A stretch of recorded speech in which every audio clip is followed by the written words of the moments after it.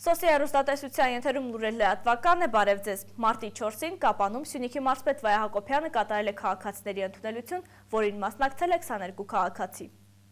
Դրամական օգնություն ստանալու խնդրանքով մարզպետին է դիմել 10 աշխատանքի տեղավորման 7, պետպատվերի շրջանակներում բուժման, բնակարանի վթարայնության, շենքի տանիքի նորոգման, շենքի սեփականաշնորհման, գյուղի խմելու ջրի կարգավորման խնդրանքով 5 քաղաքացիներ։ Դրամական օգնության 10 դիմումներից 8-ին տրվել է դրական լուծում, ընթացքի մեջ է 2-ը։ Աշխատանքի տեղավորման խնդրանքով 7 դիմումներից մեկին տրվել է դրական լուծում, 6-ը վերցվել հաշվառման։ Ընթացք է տրվել պետպատվերի շրջանակում բուժման աջակցության համար դիմումին, բնակարանի վթարայնության, շենքի տանիքի նորոգման, շենքի սեփականաշնորհման, գյուղի խմելու ջրի խնդրի կարգավորման մասին դիմումները գտնվում են քննարկման փուլում։ Այս մասին տեղեկանում եք մարզպետարանի պաշտոնական կայք էջից։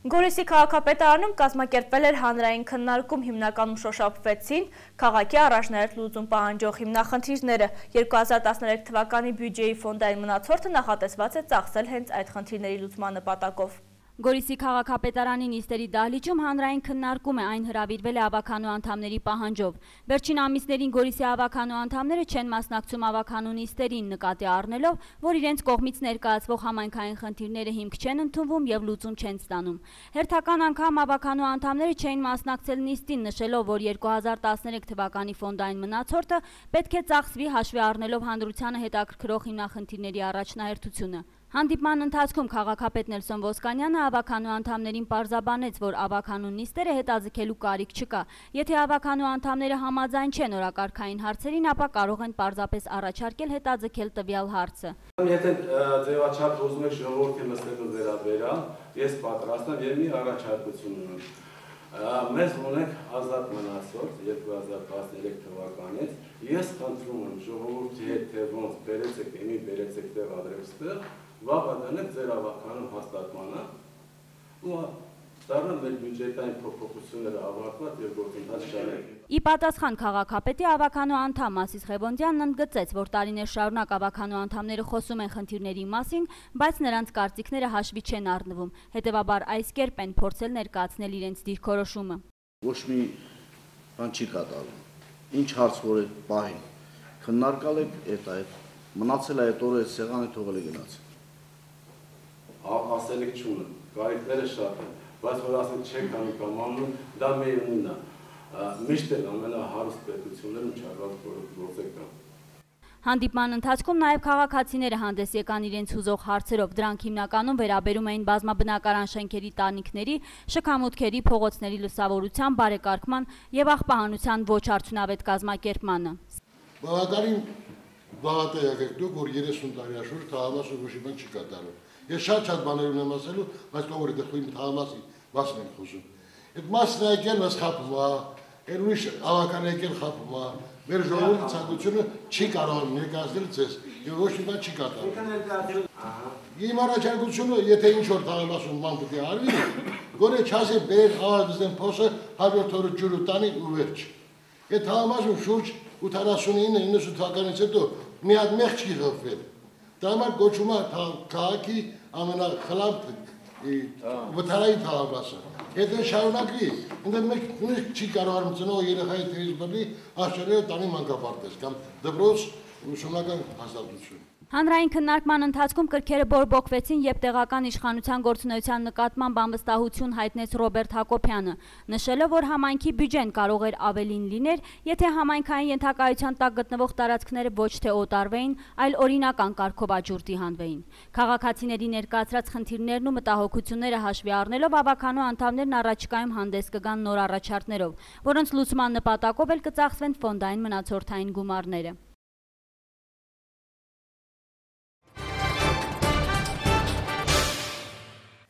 Հեռուստախմբագրություն էին ահազանգել Կապանի Հալիձոր թաղամասի համարյոց շենքի բնակիչները։ Վերջներս մտահոգված են, շենքը գտնվում է վթարային վիճակում։ Եթե ուշադիր նայեք մայթեցրին, կտեսնեք, թե շենքը ինչքան նստվածք է տվել, անզեն աչքով էլ տեսանելի է, ասում է Կապանի Հալիձոր թաղամասի համարյոց շենքի բնակիչ Համլետ Հակոբյանը։ Քաղաքացին մտահոգված մատնացույց է անում առաջացած ճաքը, որ գնալով լայնանում ու տարածվում է, արդեն հասել է 3-րդ հարկ։ Նստվածքը սենց էլ ռոմ ալի, ես տեսնում իրան մայթ շտելա մեկին նստվածքը, то իշքանա կեցա շացից։ 6 տարի կլինի, ինչ բնակիչը նկատել է, որ շենքի պատը ճաք է տալիս։ Դեպքի վաղեմությունը նշելիս Համլետ Հակոբյանը նախկին քաղաքապետերի անուններն է տալիս ու ասում, որ այդ ժամանակվանից են դիմել քաղաքապետարան։ Անցկացավ մի 6-7-5 տարի, բայց հələ ոչինչ բերաշ։ Թե շենքի դրսի կողմից, թե բնակարանի ներսում երևում է ճաքը։ Նորոգումից հետո այն պատի կողմից բացի տարածվել է նաև հյուրասենյակի առաստաղին։ Տանտերը դժգոհում է բնակարանը չեն նորոգում, մտածելով, որ նորից ճաք կառաջանա։ Նման փորձ ունեն։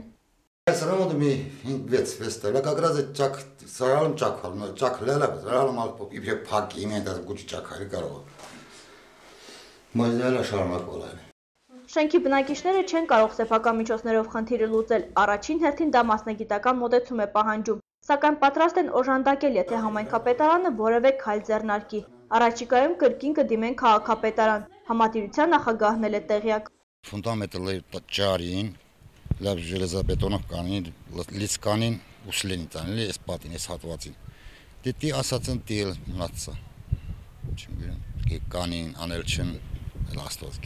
Համլետ Հակոբյանը նշում է, որ սեյսմիկ պաշտպանության հարավային ծառայությունում նույնպես տեղյակ են։ Մեզ հետ ունեցած հեռախոսազրույցում Ստեփան Բաղդասարյանը հավաստիացրեց, որ ոչ թե բնակիչներն են դիմել, այլ իրենց մասնագետները պլանային շրջայցերի ժամանակ ակնադիտական ուսումնասիրություններ կատարելով թաղամասում արձանագրել են տվյալ շենքի ճաքը, սակայն այն չի ընդգրկվել մարզի վթարային շենքերի ցուցակում։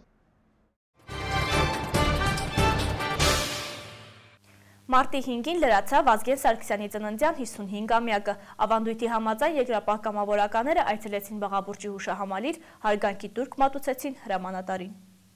Վազգեն Սարգսյանի հետ հանդիպել ենք Ճակատանի պոստում։ Այն ժամանակ դες մարտական գործողություններ չկա, միայն դիրքեր ենք պահում։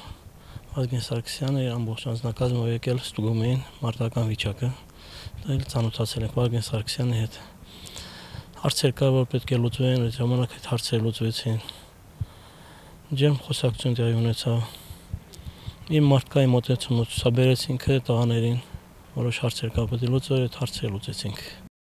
Մարտի 5-ը Կապանի երկրապահի տղաների համար հիշարժան տարեթվերից մեկն է։ Սպարապետ Վազգեն Սարգսյանի ծննդյան օրը, իսկ այս անգամ հոբելյանական 55-րդ տարեդարձը։ Ծնվել է 1959 թվականին Արարատում, 95-ից 99-ին պաշտպանության նախարար էր, նույն տարվա հունիսից վարչապետ, Արցախյան պատերազմի առանցքային դեմքերից մեկը։ Նրա անվան հետ է կապված բանակի կայացումը։ Զոհվել է 1999 թվականին ազգային ժողովի նիստերի դահլիճում տեղի ունեցած ահաբեկչության ժամանակ։ Նրանք, ովքեր նույնիսկ ընդամենը մի քանի րոպեով էին շփվել սպարապետի հետ, լավ գիտեին, եթե իրենց կողքին է, ուրեմն ամեն հարց կլուծվի։ Նա բանակ է ստեղծել, նա զինվորին հանուն հայրենիքի, ծնողների ու ընտանիքի պայքարել է սովորեցրել։ Սպարապետի հետ կապված հիշողությունները բազմաթիվ են, դրանք մոռանալ չի լինի, իսկ Վազգենի նման հերոսին առավել ևս, ասում են երկրապահները։ Թեև պատերազմ էր, բայց երբեմն նույնիսկ կարոտում եմ այդ ժամանակները, ինչքան էինք իրար մոտ մեկս մեկին թև ու թիկունք,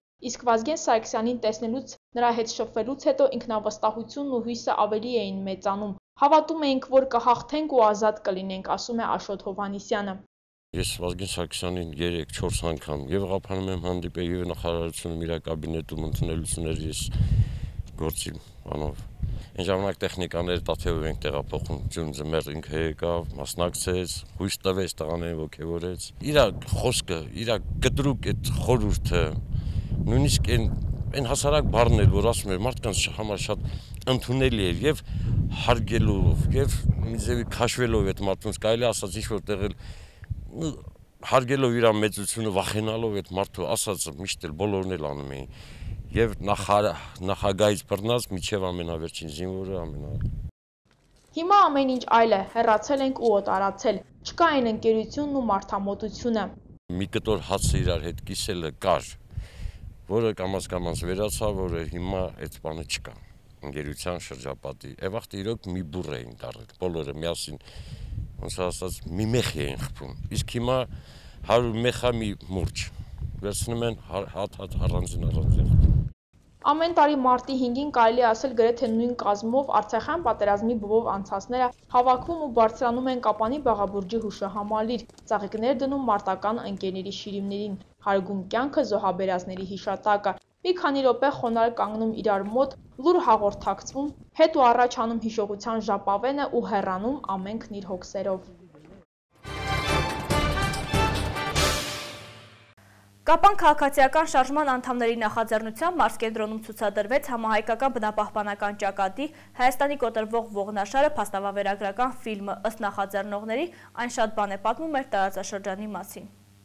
Երեքշաբթի երեկոյան Կապանի մշակույթի կենտրոնի փոքր դահլիճում ցուցադրվեց համահայկական բնապահպանական ճակատի նախաձեռնած Հայաստանի կոտրվող ողնաշարը փաստավավերագրական ֆիլմը։ Ֆիլմի ցուցադրությունը մարզկենտրոնում կազմակերպել էին Կապան քաղաքացիական շարժման անդամները։ Գլխավոր հերոսը Սյունիքի բնությունն է, ցուցադրությունից առաջ ներկայացրին շարժման անդամները։ Ֆիլմի հերոսը, եթե այդպես կարելի է ասել, մեր հայրենի բնությունն է, մեր Սյունիքն է դրախտավայր, որը ցավոք սրտի ներկայիս իրողությունների պայմաններում հնարավոր է որ կանխատեսելի ապագայում վերածվի դժոխքի։ Ուզում եմ հակադարձել եւ պատասխանել մեծ քննադատողների, որոնք կարծում են, թե մենք պայքարում ենք կամ ֆիլմի հեղինակները պայքարում են այդ հանքարդյունաբերության ձեռնարկությունների փակվելու համար։ Այդպեսի խնդիր չկա, մենք գիտենք այդ ձեռնարկությունները կային, այսօր էլ կան եւ մեր խորին համոզմամբ դրանք դեռևս պետք է շարունակեն իրենց գործունեությունը, որովհետև դրանք բազմաթիվ խնդիրներ են լուծում, աշխատատեղ, սոցիալական խնդիրներ եւ այլն։ Բայց ցավոք սրտի այդ խնդիրներին զատ նաեւ բավական խնդիրներ են առաջացնում բնապահպանական։ Կապանում էր նաև ֆիլմի համահեղինակ աշխարհագրագետ Լևոն Գալստյանը։ Նրա խոսքով ֆիլմն ավելի շատ հիմնված է իրենց ուսումնասիրությունների վրա եւ չի ներառում մասնագիտական կառույցների կարծիքները։ Այնուամենայնիվ իրենք կարծում են, որ այն շատ բան է բացահայտում մեր տարածաշրջանի մասին։ Սյունիքը դա այսօր հանքարդյունաբերական ամենախոշոր ռեգիոնն է, 95% մոտավորապես Հայաստանի հանքարդյունաբերության դա Սյունիքում է զարգանում։ Ուղղակի վերջի 10 տարվա, մոտավորապես 15 տարվա զարգացումները բերել են նրան, որ այդ տեմպերով եւ այդ տրամաբանությամբ շարունակելը կարող է իրականում լուրջ խնդիրների հետո բերի։ Բնականաբար ֆիլմն ավելի կայացած կլիներ, եթե նրանում ընդգրկված կարծիքները միակողմանի չլինեին։ Ինչևէ նախաձեռնողներն իրենք էլ նշեցին, որ հատուկ ֆիլմ չեն նկարահանել, այլ պարզապես իմի են բերել իրենց ուսումնասիրությունները։